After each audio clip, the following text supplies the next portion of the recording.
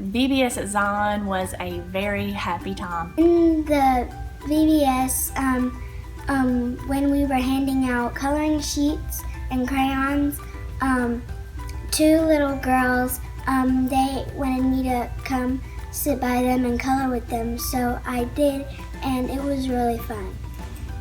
This little girl was saying a Sue, because she wanted a blue balloon. Then I said a Sue, and then Mommy blew up a blue balloon, and she tied them together and then gave them to her brother.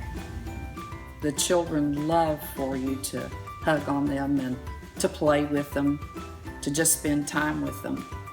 I guess the thing that impressed me the most about the children is that they were so excited to see us. They were so excited to hear about Jesus. They were so excited to have somebody to play with.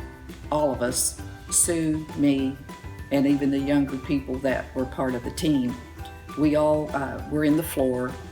The team leaders were taking us through a song with dance. And they were dancing, and they were just so cute. And there was one girl, she was probably 12 or 14. She was trying to look at me and teach me to dance. And, you know, I don't dance very well. We were jumping straight up and down, and I fell backwards on a little boy in his eyes when he looked at me, trying to get me off of him.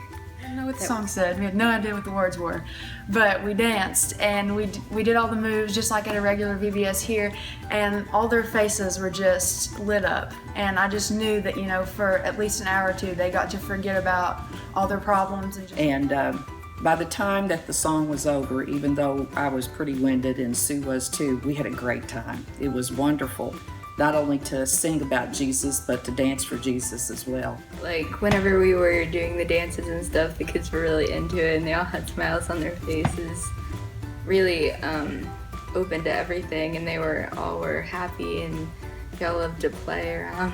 there was just lots of joy at Zion. Being able to talk to a woman, and we just kind of sat in the corner and blew up balloons together and handed out balloons to the kids and just talked on the side.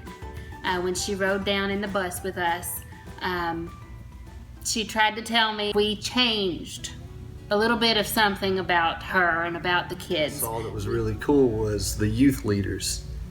And if you had never seen these kids before, you would think these were the good kids. These were the ones who were raised in church and just had it all together.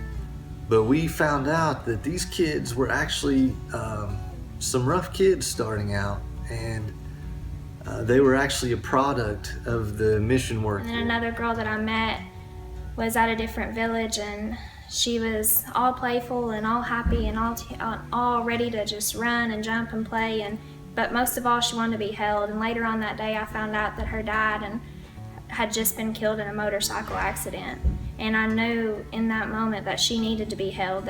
And it was neat to see this progression and see what can happen when a ministry or a mission is successful. I was listening to Daniel and Judith's testimony of how they ended up in the Dominican. They left Mexico City and they didn't really have anything. They gave up everything they knew. They even kind of had their backs turned on them by their local church in Mexico City, and their parents didn't really interact with them. And for them to just give it all up and go to a foreign country, knowing that that's what God called them to do, was a pretty amazing testimony of their faith. That God used us at the VBSs to help change the lives of those kids. And